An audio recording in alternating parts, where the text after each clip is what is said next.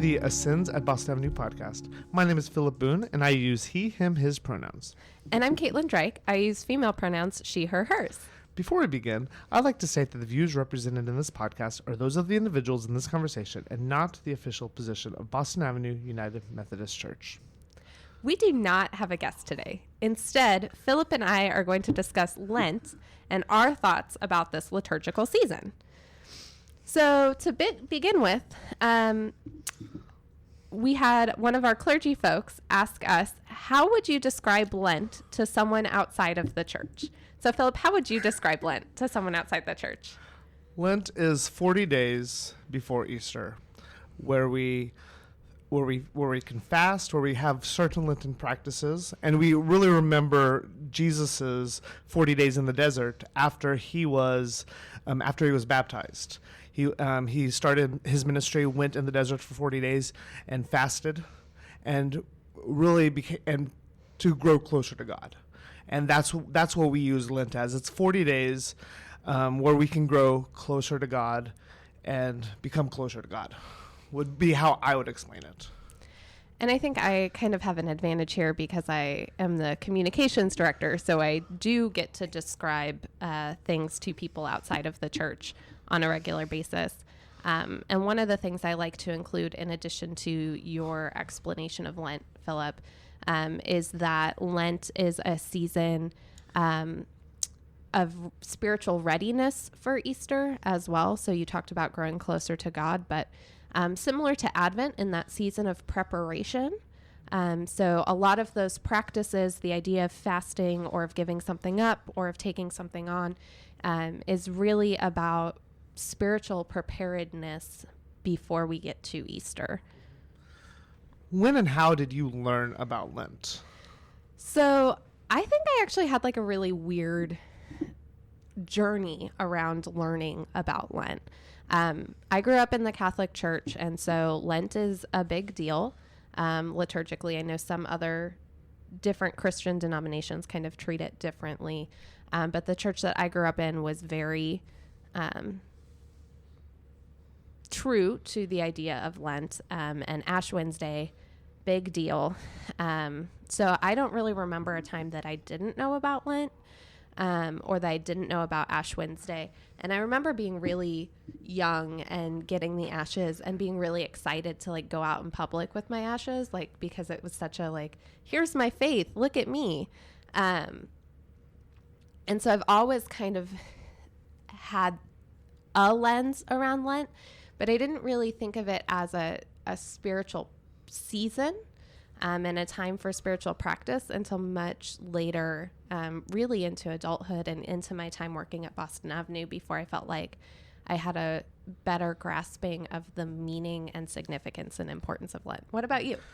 As a child, I didn't fully understand the significance of Lent. I remember being nervous about getting the ashes on my forehead, because at least through elementary school, because I didn't know if it would hurt or how it would feel. So I was always a little nervous because it seemed a little odd to me, because usually people aren't putting ashes or dirt or whatever on your forehead. So I remember being a little bit nervous. I was very excited when I learned, and I mentioned we did a Lent podcast a year ago with Reverend Sarah P. Montgomery, and I think I discussed it then. I was very excited to realize that Sundays don't count in Lent. Whenever you had a spiritual practice, you either gave something up or took something on, because Sundays are seen as a day of resurrection and a day of joy. So we do not count Sundays. So it's 40 days minus the Sundays, because I gave up donuts only because the only time I had donuts was on Sundays. So I knew that I would still be able to eat donuts. So I remember that as an elementary child as well. And then as I grew older, understanding exactly what Lent meant and why it's kind of a day of fasting or giving a season of fasting or giving something up, and where it leads us into Holy Week and into Easter. And I think the church that I grew up in, this idea of taking on or giving up, the idea of Lent being a time to take on a new practice is really new to me still. And I think it's new to a lot of people. The church that I grew up in maybe had a bit more of a shame bent and a guilt bent. And so this idea of giving something up was much more apparent, much stronger, much more expected. And so I remember giving up chocolate on numerous occasions, especially as a teenager, but not with an idea of this is helping me grow spiritually, other than if I'm depriving myself, I'm suffering a little bit like Jesus, which I'm pretty sure very minuscule little bit. Jesus would not be worried about giving up chocolate. Like, I think he had a little bit more to endure. Just a thought. Yeah, when I was really young, it was mainly giving something up, and I've never been been big on giving something up. I haven't always given something up for Lent. One thing that we do have to remember is that it is, how can we grow closer to God? It's not a New Year's resolution about I need to go on this diet or I need to do this. I think you can bend certain things into how it can be towards getting closer to God. However, I'm more likely to take something on. This Lent, I'm taking like a 5-10 minute meditative state where everything's off, maybe some music, and have a little bit of meditation and prayer and a state of prayer, which hopefully I do for Lent. A lot of people do either take something away or give something up or take something on and hope that after Lent they can continue it. So that would be my goal with that particular practice that I'm going to take on. But yeah, it's always about how can you grow closer to God. And I think a lot of conversations about Lent or people's exposure to Lent doesn't have that lens as the primary lens. Like, it's not the main way that people see Lent. Because I was talking to a friend who isn't a church person recently, and I was talking about, Ash Wednesday's coming up and that starts Lent. And they were like, oh, are you giving something up, with that, like, gosh, I don't know about that kind of tone.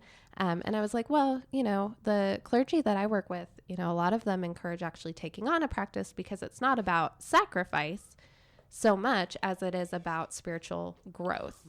And that can happen not necessarily just by giving something up, but also by taking something on. And I think the giving something up, again, a lot of people use that lens that you said about, like, New Year's resolution, like, this is my new diet or my new way of trying to get rid of a vice. And without that lens of really what is fasting, you and I talked about this a little bit the other day. I have a really progressive Christian friend who was talking about they've seen a lot of people shame people for doing more traditional Lenten practices of fasting or prayer in more progressive church communities because it's cooler to take something on now, which I hadn't really thought about. So I think there could be value in some of those old Lenten traditions of fasting or of prayer or of sacrifice if it's done from that spiritual intention, spiritual growth lens. And there are some things you can give up that from one perspective doesn't look like it is spiritual practice and growing spiritually. And I will give you, but might be if you look deeper into it, and I'll give you an example. If someone decided to give up using their phone as much or screen time, looking at their phone, that doesn't look like it's growing spiritually and spiritual growth necessarily.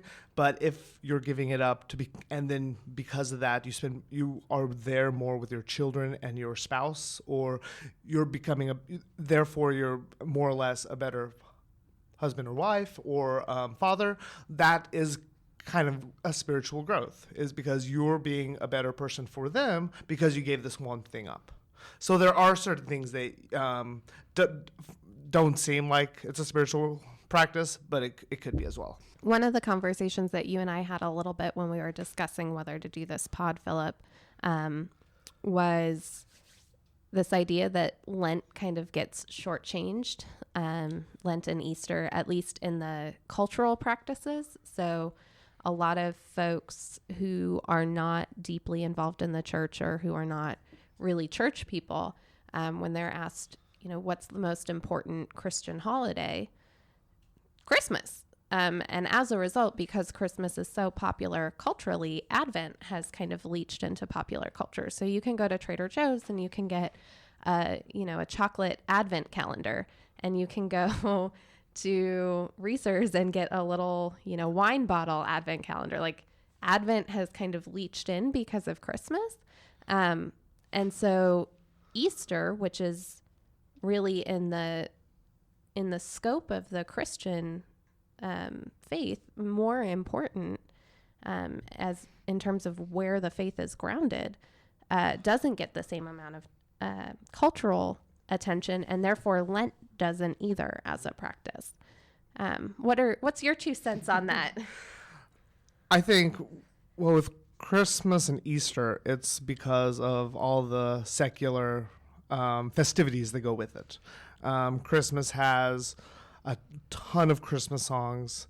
Can you think of non-religious? Can you think of a handful of Easter non-religious songs off the top of your head? One. Here Comes Peter Cottontail. Here Comes Peter Cottontail. And I don't even know if that's really an Easter song, just a song about rabbits. I guess you could just find a bunch of songs about rabbits. There's Easter Parade, which was a song written by Irving Berlin. And after those two, you start thinking, how many songs about rabbits can you think of? But they're not necessarily Easter. And nobody goes Easter caroling. Yeah, nobody goes Easter caroling. There's not as much decoration. There's not an Easter tree that I know of. There might be in certain. I had an Easter tree. It was fake and pastel and had little pastel egg ornaments. Well, then you are proving me wrong. But I commit to my holiday decorations. I also love that Amy, in her sermon just this last Sunday, talked about don't put your ceramic rabbit out until after Lent. Yes, and really Advent, there are Advent wreaths out there, but Advent's not really known. I would say culturally. People have heard of, not Advent wreaths, Advent calendars, I meant to say. People have heard of Advent calendars. I was like, there's not an Advent wreath. I know. I saw that look in your eyes. I was like, oh, I messed up. I know I'm new here still. I'm still learning church stuff. Well, I can just make up all kinds of stuff, and you'll never Philip know has the some truth. dangerous pranks up his sleeve now. But the Advent calendar is well known. But other than that, people don't know about Advent. People don't know that it's 4 weeks before Christmas, and that you light it. They might know about the Advent wreath to an extent, maybe, but not as much. Where I think Lent is more well known. People might not give something up or take something on, but people know that, this is the time that you're giving something up because of Lent. So I feel like Lent is a little bit more well known than Advent as a whole, because Advent is really taken as pre-Christmas culturally. But with Christmas, there's Santa Claus or the Easter Bunny. Who's gonna get more airtime or play is Santa Claus. So all the cultural significance around Christmas, I feel that plays into it a huge deal. And I think something that comes up anytime we have a conversation around kind of that cultural secular world and how it overlays with faith and faith practices, is it helpful for something to be popularized in secular practices, or does that dilute what its significance within the churches? So when we've had David on the podcast talking about kind of that secular faith divide and talking about, well, it's not the job of the secular community to teach about faith. It's the job of the church. And so if, Advent became much more culturally popular, would it actually help Advent and the spiritual practices and purpose of Advent? Similar with Lent, because maybe it is more culturally popular, it loses some of its spiritual significance because it's seen as like an opportunity to go on a nice diet or. Yes. But also, and also with Advent, there's a lot of excitement and joy and just a lot of positive thoughts. Whereas Lent is a little more of a downer. for people. So they're not going to celebrate Lent, a time where we remember Jesus being in the desert and fasting for 40 days, and they're not gonna necessarily celebrate Lent the way that you would celebrate Advent because of the different connotations that go to each liturgical season. And when we talked about this piece of the conversation about the Advent, Christmas, Lent, Easter, Dr. Muzan Biggs overheard us and came up and talked to us about there are similar parallels in other faith traditions. And he was speaking to some of the Jewish faith because of his friendship with Rabbi Sherman, that there are holidays in the Jewish calendar that are important in terms of the faith, but are maybe less practiced than some of the holidays that are more culturally driven. Yes. And with me, even I grew up in a Christian household, and my mom worked for the church, worked for United Methodist Church my whole upbringing. And even in a Christian household, Christmas was seen we did more on Christmas than Easter. I don't really remember going out every Easter after church and celebrating as much as we do on Christmas. My mom will probably listen to this pod and give me a call and say, "Oh no, we did this every single Easter," but I don't recall it per se. So Christmas is, even in most Christian households, we talked about culturally, but Christmas is celebrated more often as well, even in Christian households. So how have your practices of Lent changed over the years? I know you've gone from donuts on Sunday to kind of where you're at now, but did you have kind of an ebb and flow with practicing Lent? Has it always been a part of your life? It's been an ebb and flow. The first thing I remember giving up is the donuts, and then it stayed kind of in that realm of New Year's resolution type giving up, probably until I was in high school, and then I understood exactly what giving up something for Lent was really about, and the meaning of Lent. And then I started thinking about ways that I could grow spiritually. And like I've said, for me, it's harder to think of something I can give up as opposed to taking on. So I've usually not given something up. Like there are things I should give up, but I can't think, how does it help me grow spiritually? Like probably coffee I should give up or drink less of. I don't know about giving up per se, but it's hard to think exactly how does it help me grow spiritually, or eating certain foods. I should do it just because I need to do it, as opposed to it's Lent, that's what I'm going to do. So taking on something like reading scripture, reading a verse from the Bible every day, or a chapter. I've done that before. And being in meditation with God, praying for one person every day, a different person every day. I've done that. So it's usually been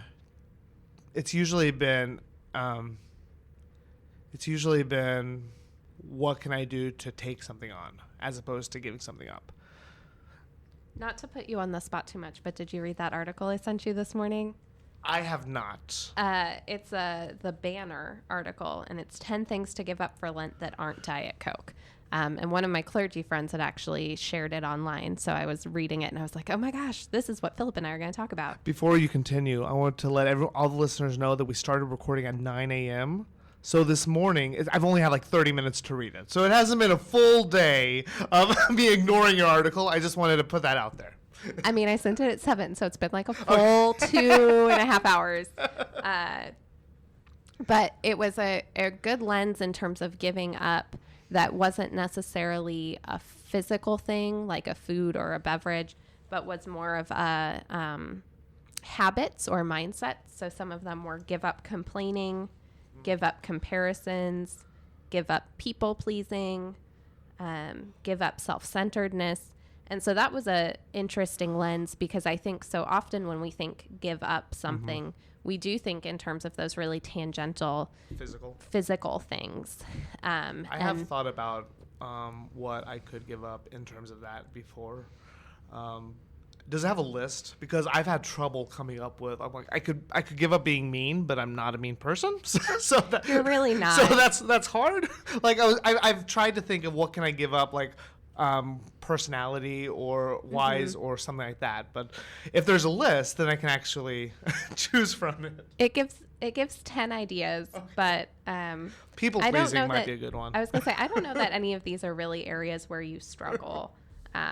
Give up anxiety and worrying. I'm sure you worry some, but you seem to not be trapped in that kind. Right? There are a lot of things on here that I don't think are very Philip things, but it's worth a look. Maybe I'll look it up because that would be nice to do.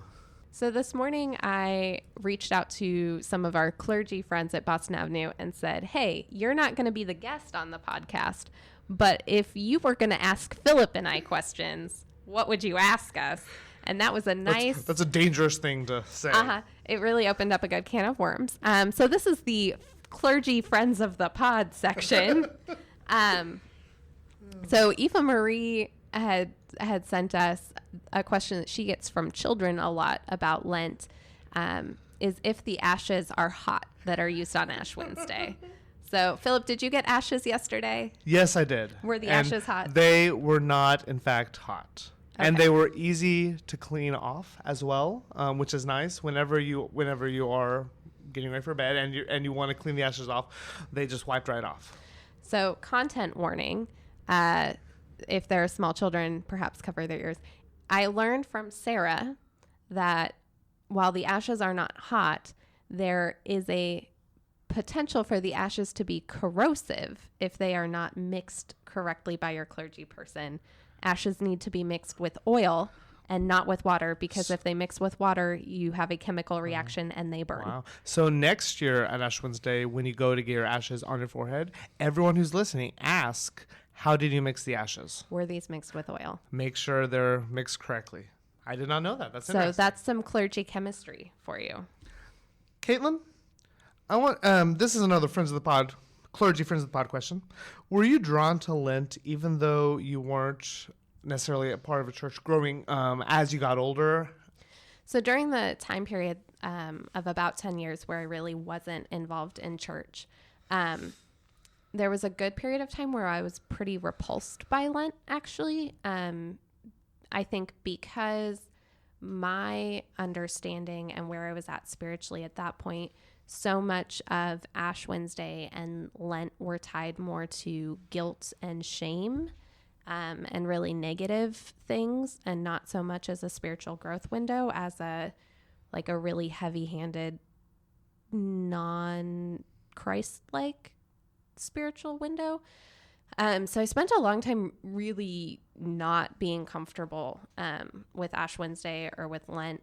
And as I've gotten more comfortable with church and as I've gotten to understand Lent more as a spiritual practice, and as really an opportunity kind of outside of the diet excuse thing, but as an opportunity to really reflect on how your spiritual existence in the world functions. I've become more drawn to it. I still didn't do ashes on Ash Wednesday, and I was really waiting until Ash Wednesday to come up with something to do as a Lenten practice, and I haven't yet. And so now it's Lent, and it's kind of like New Year's resolutions where I waited until New Year's and then was like, well, shoot, don't have anything. So that'll probably be something I reflect on today, actually, because I am a lot more drawn to it. I mentioned earlier the idea of taking something on is a really wholesome or more healthy approach to Lent than I had previously had. And unlike you, I do have some meanness and some anxiety and some other things that I probably could give up. So I really have to figure that out still. But yeah. Earlier in this episode, you mentioned, this kind of goes back to the ashes. You mentioned about how whenever you were young, you would go out in public with your you wanted people to see the sign of faith on your Yeah, forehead. it was like a very performative And- Christianity. And that made me think that up until high school, I didn't mind it, but when I got into high school, and as I got older, I didn't want to go anyplace in public with my ashes, because I've always grown up as a progressive Christian, and I never wanted to be seen as a Christian. In Oklahoma, Christian is seen as a more conservative type of faith than maybe in other states. So I didn't want people to think that I was a traditional conservative Christian, starting in high school. So even then, throughout then, I did not want to go in public with my ashes because I didn't want people to pin me down as a conservative Christian. So I've gone back and forth over whether or not I'll go in public with my ashes. That's so different from what I experienced, because the culture of Christianity that I was kind of enmeshed in, especially as a youth, was that mindset of Christian persecution. And so, it was a more like wearing your ashes out was like a confrontational, like, come at me for being Christian, which is super not healthy and not a good mindset, and also not true. Christians are not persecuted in the United States by and large. Yes. And so because all of that was, wrapped up in my consciousness, I think I've had to do a lot of unpacking and untangling of some of those ideas. But I had not ever thought about being uncomfortable wearing your ashes out for that reason. Okay, another friend of the pod question. Where do the ashes come from? The ashes come from the palm branches from the previous year. I don't know. Now, that's where they're supposed. I don't know if every church does that. So here's what but that's what they're supposed to be. Is coming from the palm branches from the previous year. And so some churches will burn their palms from the previous year. They'll ask their people to turn the palms back in if you take the palms home. You can also buy ashes online from church supply organizations, but it is also palm ashes. Okay. And I know of some churches locally where if they didn't have ashes, churches who had an abundance of ashes would share with other churches. So chances are, no matter where you go, they're going to be from palm branches. However, if you order them, they're still from palm branches, just you didn't do it yourself. Right. They're pretty much always from palm branches. So to quiet the fears of anyone, we had a young one at church last night who thought that perhaps they were cremains from people. Because of the to dust you shall return, and also because our minister who is doing funerals was the one doing the ashes. So Amy Venable was not sneaking any cremains to do the ashes with. But I can 100% understand why a child would hear that and think that. And that makes perfect sense to me. Yeah, but no, the ashes are from palms, 100%. What is your favorite day of Holy Week? This is mainly a Lent podcast, and we'll probably do a Holy Week one as it gets closer. But kind of getting ready for that particular podcast, what is your favorite day of Holy Week? Pass? Your turn. My favorite worship service for the whole year is the Good Friday service. I love Good Friday service, which seems strange because of it's a little bit of a downer, and Jesus is a little bit. Just a little bit. Jesus is crucified. However, I've always been involved in choirs, and it's and the music we sing that is sung is beautiful, and I just love everything that goes into Good Friday. Whenever I was in high school, we did a play on Good Friday. We changed it. Usually we did Stations of the Cross. But we did youth were involved in a kind of pantomime play. And it sounds weird because we all had clown makeup on. And it was probably the most powerful Good Friday service I've ever been a part of. It starts with really Jesus inviting the disciples and saying, come with me, fish for people, and getting all the disciples together. Goes through the Last Supper, which we celebrate on Maundy Thursday, and then goes into Jesus' death. And just the dissonance between the subject matter and the clown makeup, I think added a lot to it. It sounds crazy, but it's the Good Friday service I remember the most. And you were looking at me like you're shocked. I really wish that this was a video podcast right now, because the face I am making cannot even begin to be described, because that is the most bizarre thing I have ever heard. But I love how excited you are about it. Oh yeah, and you were grinning from ear to ear. Oh yeah, I love. It's kind of like Godspell because Godspell, Jesus wears cloud makeup in Godspell. And so it's kind of like that type of thought process, I guess. But yeah, it was probably the most powerful Good Friday service that I've actually been a part of. So now that I've had a little bit of time to think about the question, okay. I think that this leads well into our kind of final conversation piece. I think the Holy Weekday that I like most is Maundy, Thursday. And I think because so many churches have started to rethink how they do that in a way that is more service oriented. So in Bishop Schneese's book that we talked about and read last year for our Barton Clinton Gordy lecture series, he talks about a church that takes Maundy, Thursday to do a foot washing of folks who are homeless. So folks who are on their feet, who don't have that kind of care and attentiveness.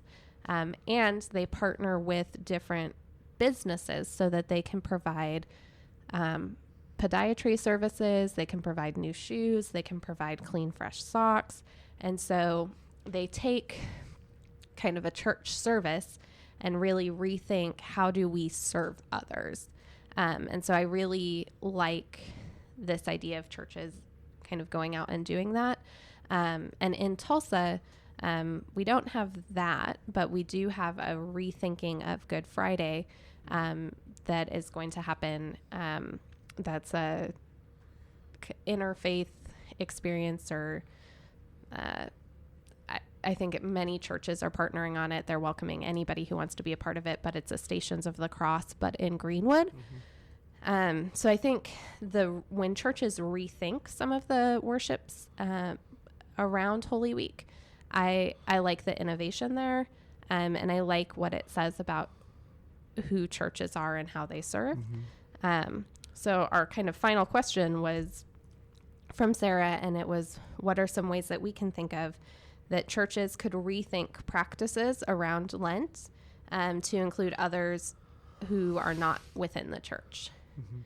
Yes, I like I like both of those, but I really like the foot washing aspect of it. It's doing something that Jesus did for his disciples and for everyone, and taking it out to the people. It's showing the love of Jesus, the love of God out and about. And the thing about doing something innovative is you have to be bold. It has to be something that it's scary to do something innovative when you're used to doing, we're going to do our worship service here, we're going to do this. So you have to be courageous and bold to be like, let's try this one thing out. Let's go out to the people, show them the love of God, the love of Jesus, and let's be innovative and do something new. But I love the idea of the foot washing and the Good Friday service, because it's the Good Friday service in Greenwood is having the Good Friday and the thought of the crucifixion of Jesus mixed with racial reconciliation. Mm-hmm. And I like the mixture of those and just doing something new and bold. I think you're right that it's kind of risky to do something different. And I think particularly during a season in the church or a day within the church that is so holy, it's even riskier, because mm-hmm. that is a time that people are used to, a certain type of worship, because that's what you do.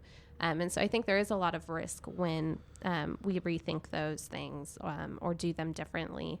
But I think that there can be so much good that comes out of that. I think specifically around Lent, the more that we can talk about Lent without guilt and without shame, and we can talk about it as a spiritual practice, add in that lens of taking something on and not just giving something up, I think that makes Lent more accessible or inclusive for folks who aren't within the church, or certainly less oppressive or less mean. So I think just the way we talk about Lent and the way we practice Lent can do a lot to include others who are outside the church. And I think when we think about Lent and people outside the church, sometimes it'll be like, well, I'm going to go do community service for each Sunday in Lent or something like that. And I think that that's good. But not only thinking about what you have to give, but maybe what you can learn from others when you do that would be an extra kind of layer to it, to include others outside, not just I'm going to go help other people, but I'm going to build relationship with other people or be in relationship with other people. So I think specifically around Lent, that's a little bit of how we can think about it differently. Excellent. Do you have anything else you'd like to add to this conversation? I would also just add, in terms of rethinking practices around Lent, we did Ashes to Go for Ash Wednesday, so to begin Lent. And for people who are used to Ash Wednesday being a very formal service, that can almost seem like sacrilegious or flighty or whimsical or not serious enough.